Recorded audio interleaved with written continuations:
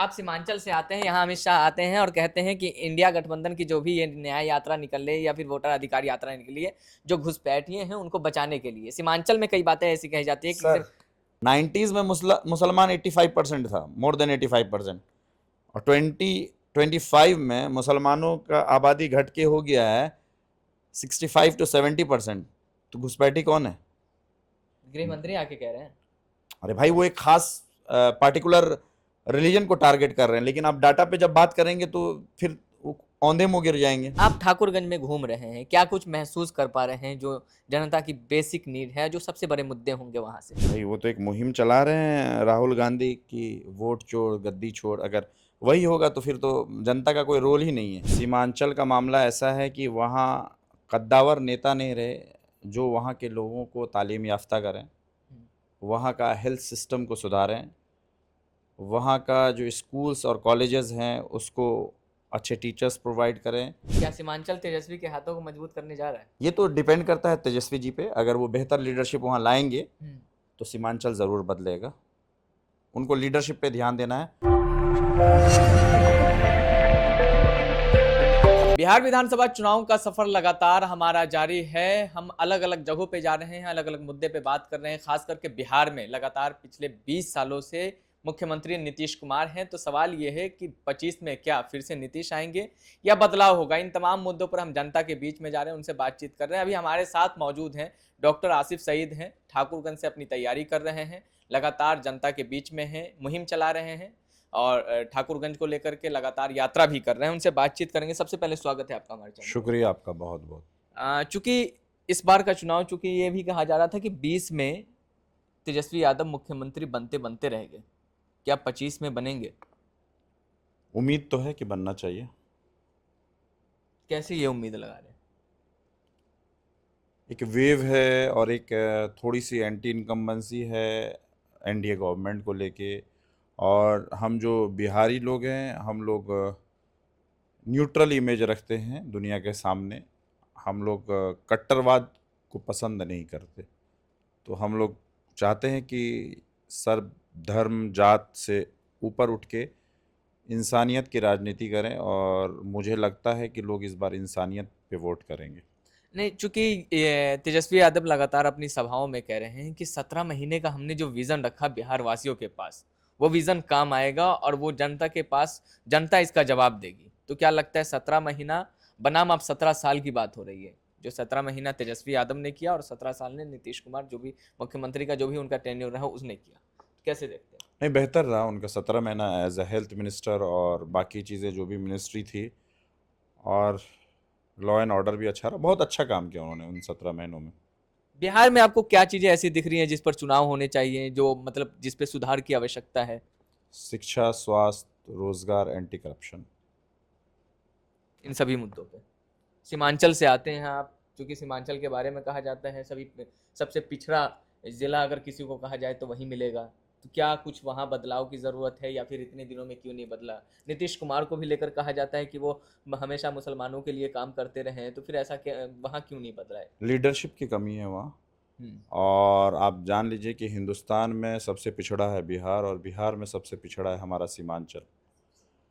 तो सीमांचल का मामला ऐसा है कि वहाँ कद्दावर नेता नहीं रहे जो वहाँ के लोगों को तालीम याफ्ता करें, वहाँ का हेल्थ सिस्टम को सुधारें, वहाँ का जो स्कूल्स और कॉलेजेस हैं उसको अच्छे टीचर्स प्रोवाइड करें, या उनको वो फैसिलिटी दें जो इलाके की बेहतरी के लिए हो।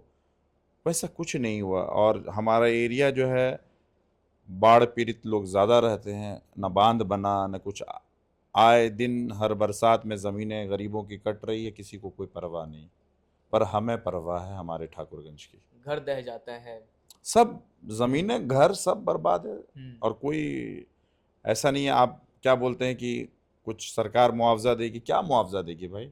उनके जो जो यादें थी उसको वापस ला सकता है, उस घर से जो जुड़ी थी। उस घर में जो सामान थे, जितनी मेहनत से उस घर को बनाया था, या उस ज़मीन पे उनके खेतों को कौन वापस ला के देगा? कोई नहीं, नो वन। क्या सीमांचल तेजस्वी के हाथों को मजबूत करने जा रहा है? ये तो डिपेंड करता है तेजस्वी जी पे। अगर वो बेहतर लीडरशिप वहाँ लाएंगे हम्म। तो सीमांचल ज़रूर बदलेगा। उनको लीडरशिप पे ध्यान देना है। ग्राउंड लेवल पे जो काम कर रहे हैं उन पे ध्यान देना है। मतलब जो लोगों के बीच रह रहे हैं, लोगों की बात कर रहे हैं, उन पे ध्यान देना है, तो लीडरशिप ज़रूर बदलेगी। आप ठाकुरगंज में घूम रहे हैं, क्या कुछ महसूस कर पा रहे हैं जो जनता की बेसिक नीड है, जो सबसे बड़े मुद्दे होंगे वहां से? देखिए, मैं तो एक मुहिम चला रहा हूँ पिछले 4 महीने से, वी केयर फॉर ठाकुरगंज। परवाह है हमें हमारे ठाकुरगंज की। उसमें शिक्षा है, स्वास्थ्य है, रोजगार है और एंटी करप्शन की बातें करते हैं। तो हम लोग हर पंचायत, हर मोहल्ले में गए और जैसे आप जनसंवाद जिसको कहते हैं, उसका नाम हमारी टीम ने रखा महफिल मशवरा, क्योंकि मशवरे में खैर है। तो हम लोग सब लोगों से मशवरा किए हर पंचायत में जाके। फिर हमने अभी हाल फिलहाल 25 तारीख में एक ग्रैंड महफिल मशवरा किया, जिसमें 10,000 से ज़ायद लोग आए और उन गार्जियन के सामने आज तक किसी नेता ने नहीं पूछा कि मुझे इलेक्शन लड़ना है कि नहीं लड़ना है, पर मैं अपने गार्जियन को हाजिर नाजिर रखते हुए उन सब से पूछा क्या इस बार हम लोग को इलेक्शन लड़ना चाहिए। तो सब ने कहा इलेक्शन लड़ना चाहिए। तो इलेक्शन लड़ना किससे किससे चाहिए? सभी का यही मशवरा रहा कि इंडिया गठबंधन से लड़ना चाहिए। तो अगर इंडिया गठबंधन हम लोग को टिकट देती है तो 200% हमारी टीम इलेक्शन लड़ेगी। अगर नहीं देती है तब भी हमारी टीम इलेक्शन लड़ेगी। इलेक्शन मैदान में जाएंगे आप? 200%। अगर कैंडिडेट सामने अच्छा नहीं होगा तो लड़ेंगे ही भाई। हमको तो इलाका बचाना है, ठाकुरगंज बचाना है। उसके लिए हमें जो लड़ाई लड़नी है हम लड़ेंगे। नहीं, तो इलाका बचाने की बात तो नीतीश कुमार भी कर रहे होंगे, ठाकुरगंज बचाने की बात नीतीश कुमार कर रहे होंगे, किशनगंज बचाने की बात नीतीश कुमार कर रहे होंगे। जिस तरीके से आप परवाह कर रहे हैं ठाकुरगंज की, वो भी परवाह कर रहे होंगे नीतीश कुमार। अरे भाई, एक नीतीश कुमार पूरे बिहार के हर ब्लॉक और हर डिस्ट्रिक्ट में तो नहीं जा सकते ना। हर क्षेत्र में, हर विधानसभा में खुद में एक मजबूत कैंडिडेट होना चाहिए। आप पटना में मजबूत मजबूत लीडर बैठा है, ग्राउंड में जीरो है, is not going to work. अब प्रिंसिपल अच्छा है, टीचर ही अच्छा नहीं है तो क्या करेंगे? क्लास होगा क्या अच्छा? नेवर।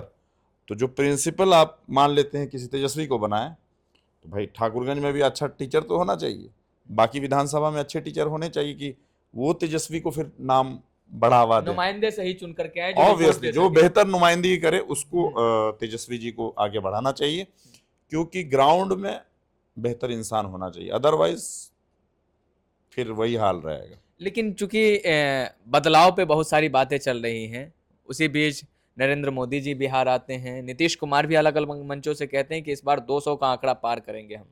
क्या लग रहा है? भाई वो तो एक मुहिम चला रहे हैं राहुल गांधी की, वोट चोर गद्दी छोड़। अगर वही होगा तो फिर तो जनता का कोई रोल ही नहीं है। फिर तो नंबर ऑफ वोटर्स बढ़ाएंगे, फेक वोट डलवाएंगे, फिर आप जीत जाएंगे। वो तो उसमें कोई दिक्कत नहीं। उसमें तो अगर वही राजनीति हुई तो फिर समझ लीजिए कि डेमोक्रेसी वोट चोरी खत्म। हो रहा है क्या? भाई जो दिख रहा है वो तो बता रहे हैं कि वोट चोरी हो रहा है। हमने तो, मुझे कोई पेपर ऐसा नहीं मिला, लेकिन राहुल गांधी के कई मैंने वो देखे शोज, जिसमें उन्होंने मतलब बाकायदा एक एक चीज दिखाया कि एक घर में विद 50 एविडेंस। लोग रह रहे विथ एविडेंस, 50, 100। ऐसा पॉसिबल है क्या एक कमरे में 50 लोग रह सकते? तो what does it mean?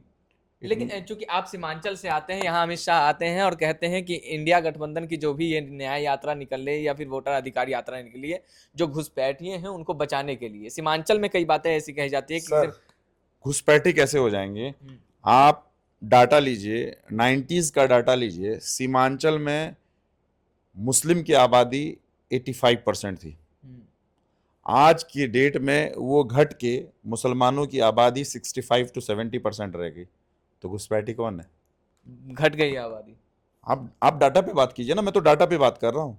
90s में मुसलमान 85% था, मोर देन 85%, और 2025 में मुसलमानों का आबादी घट के हो गया है 65 to 70%। तो घुसपैठी कौन है? गृह मंत्री आके कह रहे हैं। अरे भाई वो एक खास पार्टिकुलर रिलीजन को टारगेट कर रहे हैं, लेकिन आप डाटा पे जब बात करेंगे तो फिर औंधे मुंह गिर जाएंगे। आप उनके भी तो सोचिए कि वो जो कह रहे हैं और जिनको भगाना चाह रहे हैं वो ऑलरेडी कसीर तादाद में थे, बहुत ज्यादा थे, और जिनको वो रखना चाह रहे हैं वही बाद में आए हैं। तो अब देख लीजिए कि कौन क्या है। क्या मैसेज है ठाकुरगंज वासियों के लिए? बेहतर लीडर चुनिए, निडर चुनिए, और जो शिक्षित है उसको चुनिए, बेहतर ठाकुरगंज की कामना कीजिए। और मैं चाहता हूं कि आने वाले वक्त में वी केयर फॉर ठाकुरगंज की टीम में से कोई भी अगर आता है तो आप लोग हम सब का सहयोग कीजिए।